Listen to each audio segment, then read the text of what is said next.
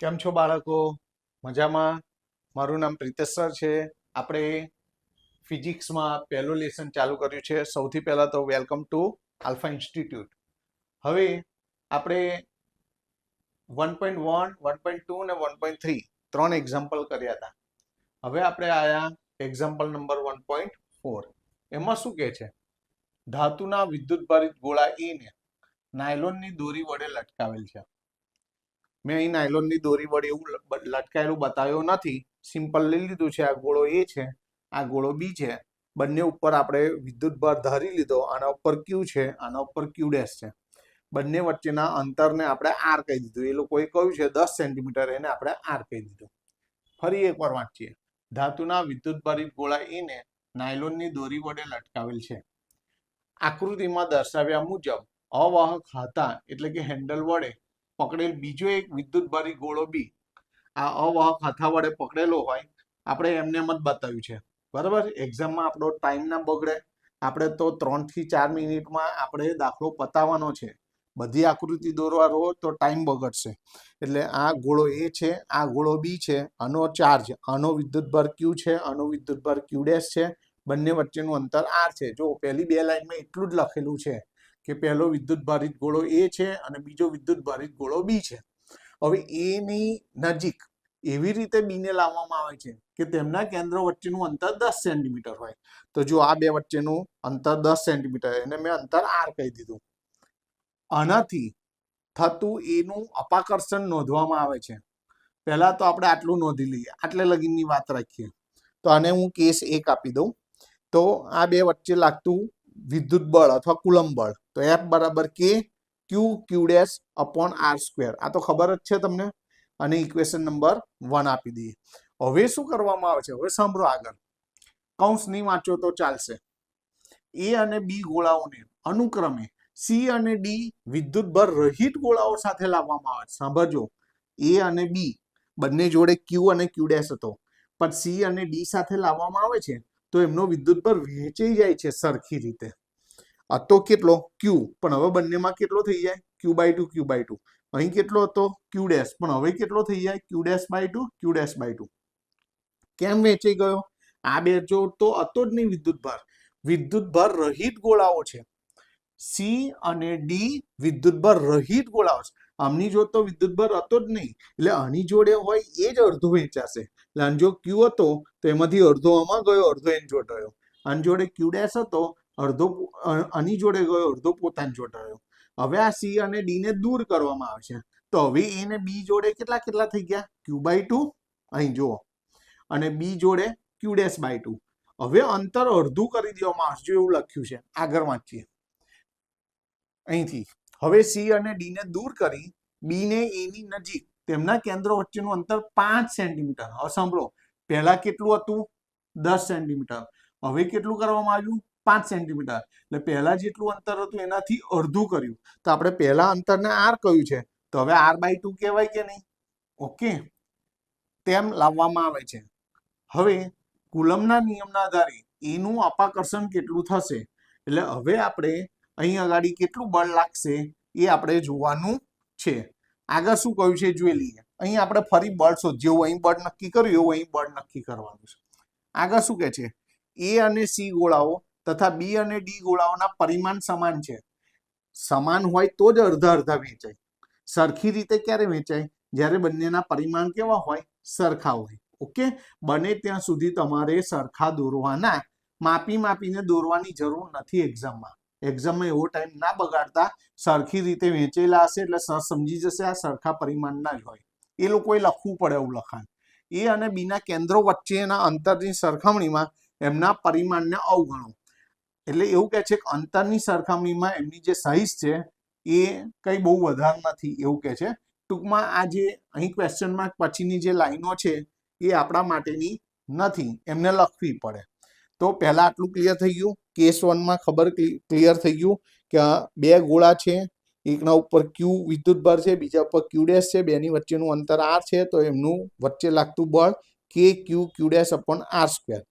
અહીં કેસ 2માં શું થયું કે A અને B ની સાથે આ જે હતા એમની જોડે વિદ્યુતભાર રહિત ગોળાઓ, જેની પર વિદ્યુતભાર નથી એવા ગોળાઓને સંપર્કમાં લાવવામાં આવ્યા તો એમના જે વિદ્યુતભાર છે ક્યુ અને ક્યુ ડેશ એ વહેંચાઈ ગયા, અડધા અડધા થઈ ગયા.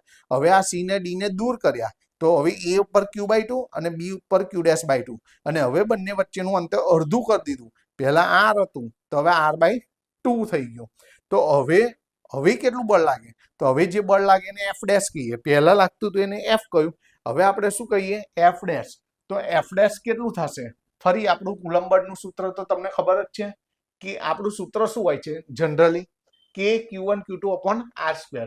પછી Q1 એટલે આ પહેલા ગોળાનો વિદ્યુતભાર Q/2, Q2 એટલે આ બીજા ગોળાનો વિદ્યુતભાર Q'/2 અને ભાગ્યા અંતરનો વર્ગ. અંતર કેટલું છે? R/2 એનો વર્ગ. તો ઉપર શું થશે? કે Q' upon 4 થાય જો, અને R²/4 થાય.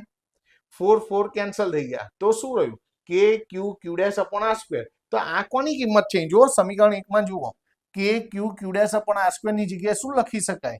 F. તો આ જે રહ્યું કે Q' upon R² ની જગ્યાએ સરે F લખ્યું તો F' બરાબર F. એટલે કેસ 1 માં જેટલું બળ લાગતું હતું કેસ 2 માં ભલે આવા બધા ફેરફાર કર્યા પણ છતાં પણ એટલું ને એટલું જ બળ લાગે છે. તો અહીં નીચે લખવાનું. આમ બળ અગાઉ જેટલું જ લાગે છે, પહેલા જેટલું લાગતું હતું એટલું જ બળ અત્યારે પણ લાગે છે. સિમ્પલ છે. રકમ ખાલી મોટી છે, બાકી સમની અંદર કશું છે નહીં. રકમ જોઈને ગભરાઈ જવાનું નહીં. ખાલી 2 વાર કુલમ્બના નિયમનો ઉપયોગ કરેલો છે.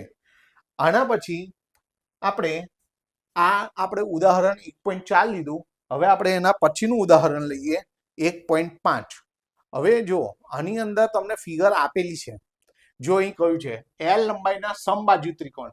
સમબાજુ એટલે 3 એ 3 બાજુ સરખી છે અને ત્રણેય બાજુનું માપ L આપેલું છે.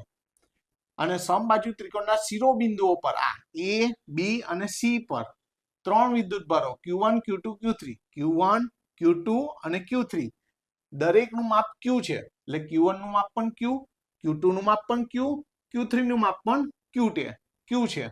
આકૃતિમાં દર્શાવ્યા મુજબ ત્રિકોણના કેન્દ્ર પર, મધ્ય કેન્દ્ર પર મૂકેલ વિદ્યુતભાર Q. આ મધ્ય કેન્દ્ર કેવી રીતે આવે? A માંથી મધ્યગા દોરો, B માંથી મધ્યગા દોરો, C માંથી મધ્યગા દોરો. ત્રણેય મધ્યગાઓનું જે છેદબિંદુ હોય એને આપણે શું કહીએ? મધ્ય કેન્દ્ર. તો અહીં આગળ કેપિટલ Q છે. અહીં જો આ લખ્યું છે બરાબર છે. એના પર લાગતું બળ કેટલું? તો આના કેન્દ્ર ઉપર લાગતું બળ A વડે પણ લાગે, B વડે પણ લાગે, C વડે પણ લાગે. પહેલું એ નોંધો કે A થી O નું અંતર, B થી O નું અંતર અને C થી O નું અંતર સરખું હોય. તો અહીં જો લખી દીધું AO બરાબર BO બરાબર CO. એને ઇક્વેશન નંબર 1 આપી દીધું. આ બહુ જ જરૂરી છે. હવે ધ્યાન આપજો. આપણે Q ઉપરનું કુલ બળ શોધવું છે. સદિશ F Q પરનું. ઓકે, તો સદિશ F Q પરનું કોના વડે લાગે છે? 1 વડે લાગતું બળ. સદિશ F Q પરનું કોના વડે લાગે છે? Q2 વડે. અને સદિશ F Q પરનું બળ કોના વડે લાગે છે? Q3 વડે. તો હવે અહીં આગળ આપણે કુલમ્બ બળનું સૂત્ર શું થાય? કે Q1. આ 1 એટલે Q1, 2 એટલે Q2, 3 એટલે Q3 વડે. ખ્યાલ આવે છે ને? તો કે કયા વિદ્યુતભાર? પહેલા હું આ લઉં છું. તો Q અને Q ખબર પડે છે ને? અથવા Q1 લખો પહેલા. કે Q1 અપોન અંતર. અંતર કેટલું થયું અહીં? O થી Q1 સુધીનું અંતર કેટલું? AO. તો AO નો વર્ગ. આ તો મૂલ્ય થયું. દિશા જે અંતર હોય એને એકમ સદિશ તરીકે દર્શાવો. AO caret. તો આવી જ રીતે બાકીના બે બળને બતાવો. ચલો હવે તમને ફાવશે. કે Q2 અપોન Q થી Q2 સુધીનું અંતર, Q થી Q2 સુધીનું અંતર તો BO. તો BO સ્ક્વેર અને અહીં BO કેરેટ. એવી રીતે અહીંયા ગાડી કે Q3 અપોન Q થી Q3 સુધીનું અંતર એટલે CO નો સ્ક્વેર, CO કેરેટ. ઓકે, હવે સર શું કરશે? અહીં Q1, Q2 ને Q3 ની જગ્યાએ શું મૂકી દેશે? Q ને Q. બધી જગ્યાએ Q મૂકી દો. સાંભળજો હો એક આ વસ્તુ. બીજું આપણે જુઓ તો AO, BO અને CO ત્રણેય શું છે? સરખા છે. તો હું BO ની જગ્યાએ પણ AO લખી શકું, CO ની જગ્યાએ પણ AO લખી શકું. તો અહીં જો BO ની જગ્યાએ પણ AO લખીશ, CO ની જગ્યાએ પણ AO લખીશ તો ત્રણેયની નીચે AO square, AO square, AO square થઈ જશે. અને અહીં Q જુઓ તો એ પ્રમાણે અહીં લખ્યું છે સર. જોઈ લો ત્રણેયમાં Q અને એવો સ્ક્વેર એવો સ્ક્વેર એવો સ્ક્વેર થઈ ગયું. તમારે લખવું એટલે લખવાનું. શાના પરથી આ લખ્યું છે આપણે? સમીકરણ 1 પરથી. ના ખ્યાલ આવતો હોય સાઈડમાં લખી રાખજો. હવે શું કરવાનું? બધામાંથી સરખું હોય કોમન લઈ લો. તો બધામાં જ કે ક્યુ ક્યુ અપોન એઓ સ્ક્વેર જોઈ લો, બધામાં છે. તો એટલું કોમન કાઢી લો તો બધામાં ખાલી દિશાઓ રહી. AO caret plus BO caret plus CO caret. હવે સાંભળજો, બહુ જ ધ્યાનમાં રાખવા જેવો મુદ્દો. ખાલી અહીં અંતર છે ને, અંતર સરખા છે, દિશાઓ સરખી નથી. આ દિશા ને આ દિશા સરખી નથી. ખબર પડે છે હું શું કહું છું?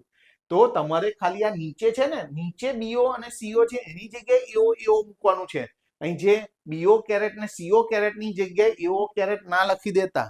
ઓકે, તો અહીં આગળ તમારે બધામાંથી આટલું કોમન કરી લો. પછી ફક્ત દિશાઓ રહી, AO caret plus BO caret plus CO caret. આટલું થઈ ગયું.